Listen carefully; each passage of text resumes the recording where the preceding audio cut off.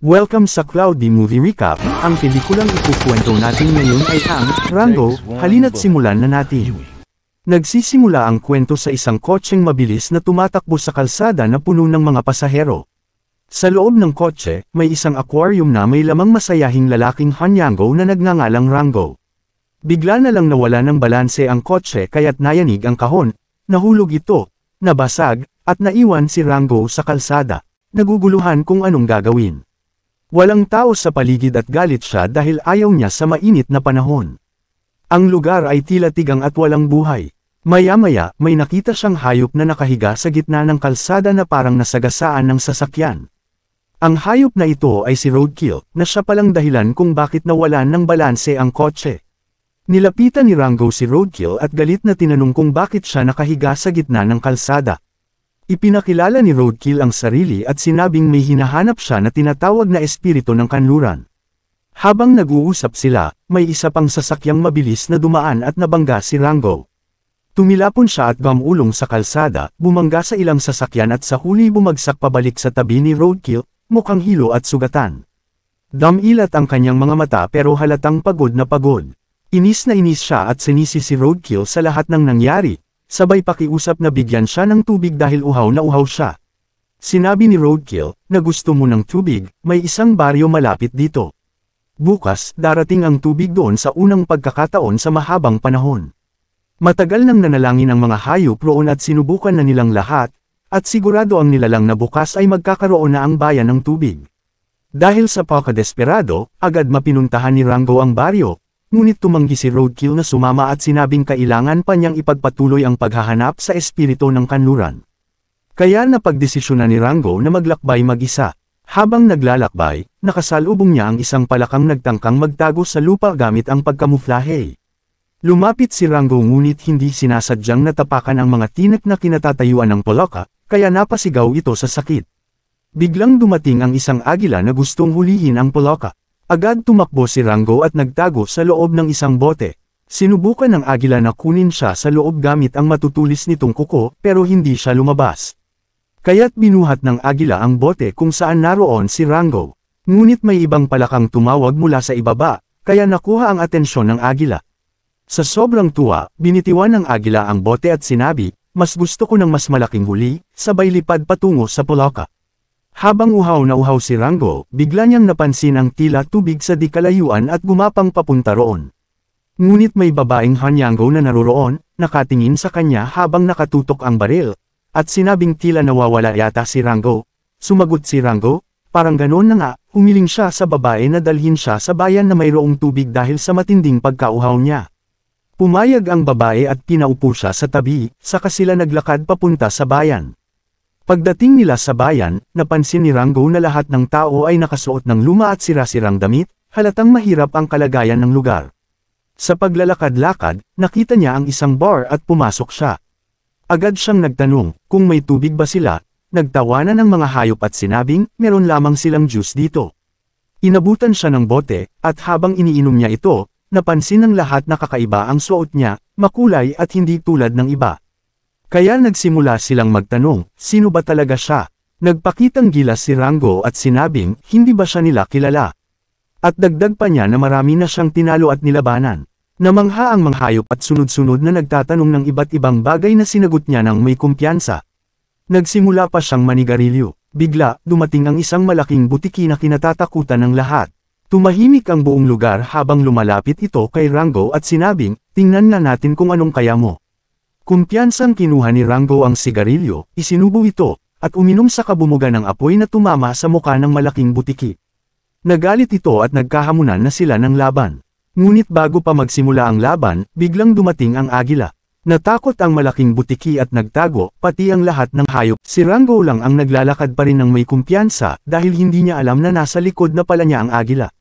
Nang mapansin niyang nagtatago ang lahat, lumingon siya at nakita ang agila. Kaya mabilis siyang nagtago sa loob ng bote. Hinabol siya ng agila, kaya tumakbo siya at nagtago naman sa loob ng kahon. Pilit siyang inabot ng agila pero nakatakas si Rango habang patuloy itong humahabol. Biglang may malaking bagay na bumagsak sa agila, hindi galing kay Rango, kaya nawalan ito ng balanse.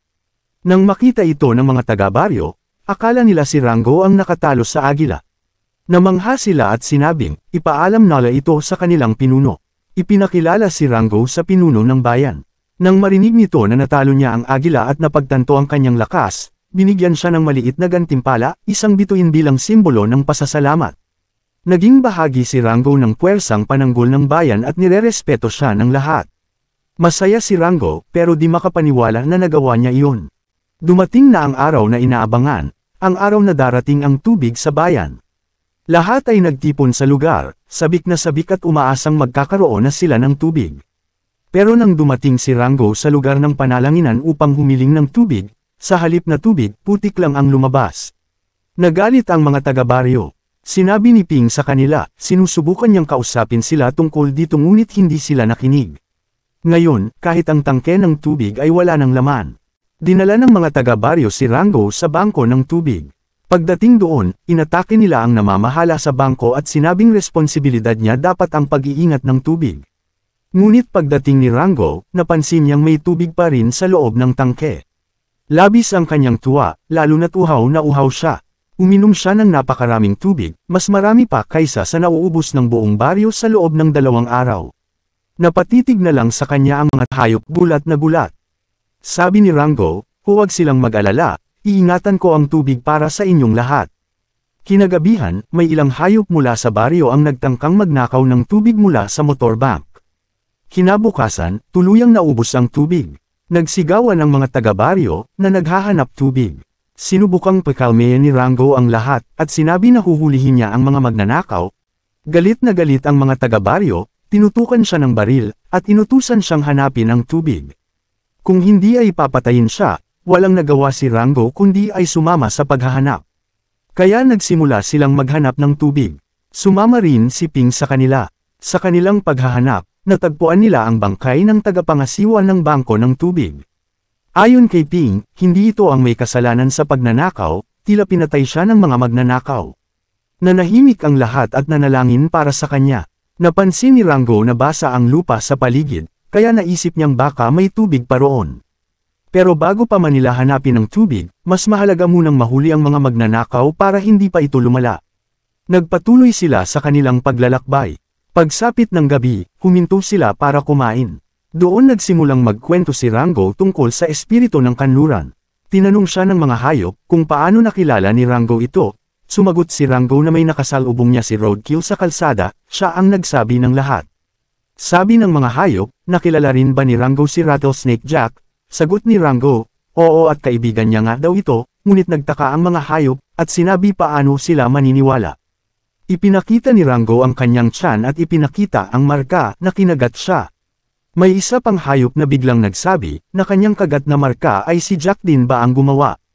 Tumahimik ang lahat dahil sa takot, at naghawakan ng kamay at nanalangin. Pinuri nila si Rango at nagpasalamat sa tulong niya. Natuwa si Rango at nagpasya na talagang tutulungan niya silang makahanap ng tubig. Kinabukasan, nagpatuloy sila sa paglalakad at sa wakas nakita nila ang tubig na matagal na nilang hinahanap. Ngunit nandoon din ang 3 magnanakaw ng tubig. Sinugod nila Rango ang mga magnanakaw at agad na tinutukan ng baril, ngunit bigla na lamang nagsilabasan ang ibang kasamahan ng mga magnanakaw at napalibutan sila. Buti na lang ay bumaril si Spoons na ikinagulat ng baboy na agad na tumakbo. Sumakay sila Rango sa kariton na ikinalalagyan ng tubig, subalit ay hinabol pa rin sila ng mga magnanakaw sakay sa lumilipad na paniki. Inatake sila ng mga magnanakaw hanggang sa tamaan sila at nahulog ang lalagyan ng tubig. Dito nga ay madiskobre na walang laman ang bote. Nagulat si Ping at tinignan ng masama ang 3 magnanakaw, ngunit ibinunyag nila na wala na itong laman nang nakawin nila ang bote na sa tingin nila ay may nauna sa kanila. Dinala niya ang mga ito pabalik sa bayan para iharap sa alkalde. Bumalik din si Rango. Hinarap siya ng pinuno ng bayan at sinabi sa kanya na akala nila ay kayang protektahan ni Rango ang tubig.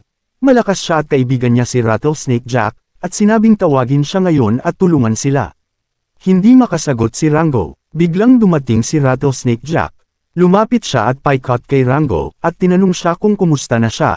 Inakala ng lahat na magkaibigan sila, ngunit biglang ininsulto ni Jack si Rango, at inilahad niya sa buong bayan na si Rango ay hindi talaga malakas kundi isang duwag na hanyango. Lubos na nalungot si Rango. Dati siyang hinahangaan, ngayon ay pinagtatawanan. Pinatalsik siya ng mga tagbaryo. Habang palayo siya, may nakita siyang lalaki na may hawak na baril. Nang humarap ito, nakita niyang ito pala ay ang espiritu ng kanluran. Tinanong siya, bakit siya umalis? Sagot ni Rango, wala nang tiwala sa kanya ang mga taga-baryo. Payo ng espiritu ng kanluran, kailangan niyang maniwala sa sarili. Bumalik ka at patunayan sa kanila na karapat-dapat pagkatiwalaan nila. Biglang dumating si Roadkill at sumang-ayon. Dinala ni Roadkill si Rango sa mataas na lugar kung saan tanaw ang buong lungsod. Moderno, mataas ang mga gusali, may makabagong teknolohiya, at may sapat na supply ng tubig. Ibinunyag ni Roadkill ang isang mahalagang katotohanan, ang pinuno ng bayan ang totoong may kasalanan. Sinadya nitong pigilan ang supply ng tubig para kontrolin ang mga hayop, sa layuning paalisin sila at maagaw ang kanilang lupa. Buong tapang na bumalik si Rango sa bayan upang ibunyag ang katotohanan. Pagdating niya doon, nakita niyang pinipilit ni na Rattlesnake Jack at ng alkalde ang mga hayop na ipamigay ang kanilang lupa, matapang na hinarap ni Rango si Jack, at patutunayan niyang mali na sabihan siyang mahina. Sumampa si Jack sa isang plataporma para sa laban. Samantala, binuksan ni Roadkill ang tubo ng tubig. Biglang rumagasa ang tubig, tinangay si Jack. Galit na galit ang alkalde, at nang matalo si Jack, ipiniit niya si Rango at si Ping sa isang malaking garapon ng tubig. Pero may natirang isang bala si Rango. Ginamit niya ito para basagin ang garapon at makalaya. Kasama nito, rumagasa ang tubig papunta sa bayan. Nakita ng mga hayop ang totoo. Nagkaisa sila at sinuportahan si Rango. Sa huli, sinubukan pang tradorin ng alkalde si Jack, pero nagalit ang ahas at siya ang kinuha at dinala palayo. Iniwan ni Jack si Rango ng mensahe na good luck. Muling nagtiwala sa kanya ang buong bayan. Pati si Ping ay humanga sa kanya. Mukhang si Rango na ang bagong pinuno ng bayan, ang dating duwag, ngayon ay bayani. Bumalik na ang tubig, at masayang-masaya ang lahat. At dito nagtatapos ang pelikula. Salamat sa panunood ang sa susunod na video.